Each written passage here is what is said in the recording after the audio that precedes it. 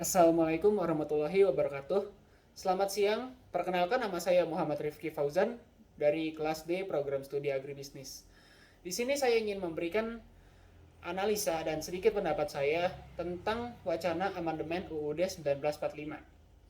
Pada wacana ini, MPR menyebut bahwa amandemen UUD 1945 ini hanya berfokus pada PPHN atau pokok-pokok haluan negara dan tidak akan merembet ke pasal-pasal lain. Nah, ada beberapa pandangan, ada beberapa pihak yang setuju dan ada juga yang tidak setuju. Ada yang menyebut bahwa PPHN ini bahwa amandemen UUD 1945 tentang PPHN ini cukup bagus. Namun ada juga yang menurut mereka ini menimbulkan kontroversial karena satu dan lain hal. Menurut saya sendiri, untuk pendapat saya sendiri dari sudut pandang saya, menurut saya amandemen UUD 1945 yang dilakukan ini sepertinya belum terlalu urgent atau belum terlalu darurat untuk dilakukan sekarang. Mengingat kondisi sekarang juga sedang kurang kondusif akibat adanya pandemi, dan sementara UUD 1945 ini kan merupakan suatu dasar negara, sehingga amandemennya mau dalam hal apapun itu harus dipikirkan dengan matang-matang dan dengan waktu yang panjang di kondisi yang cukup tenang.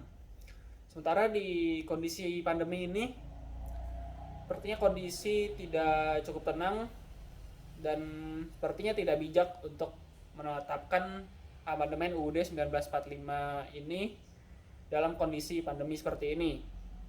Selain itu, meskipun MPR menyebut bahwa amandemen UUD 1945 ini hanya berfokus pada PPHN, namun tidak menutup kemungkinan bisa saja hal ini menjadi ada celah gitu, atau menjadi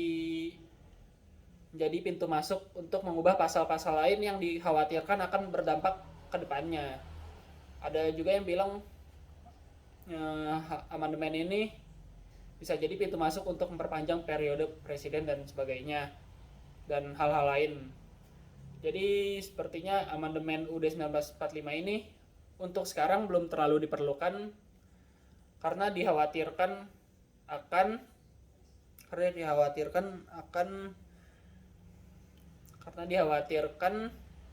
hal ini bisa menjadi pintu masuk untuk perubahan-perubahan kebijakan yang lain, ya kan, yang tidak diinginkan. Lalu juga hal ini juga tidak ada yang menjamin bahwa amandemen UUD 1945 ini akan berdampak lebih baik ke depannya, kan? Dan kita juga tidak tahu apa niat MPR untuk melakukan UUD 1945 ini di luar PPHN. Bisa saja kan ada niat lain seperti yang tadi saya sebutkan. Jadi menurut saya amandemen UUD 1945 ini tidak perlu dilakukan sekarang. Jadi saya kurang setuju tentang amandemen UUD 1945 ini, karena UUD 1945 ini kan juga merupakan dasar negara yang keadaannya ini sangat-sangat